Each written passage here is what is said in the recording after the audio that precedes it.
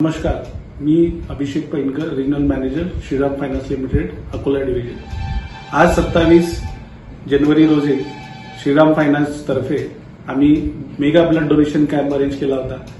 Mega blood donation कॅम्पचा जो main purpose आमचा होता की सर्व ब्रांचेस, सर्व शाखा श्रीराम फायनान्सच्या ज्या विदर्भ एरियामध्ये कार्यरत आहेत, या ब्रांचेसमधनं सर्व आमचे एम्प्लॉईज आणि स्टाफ यांच्याकडनं एक रक्तदान शिबिर राबवून एक सोसायटीला, आपल्या समाजाला एक सामाजिक योगदान करण्याचा आमचा एक प्रयत्न होता।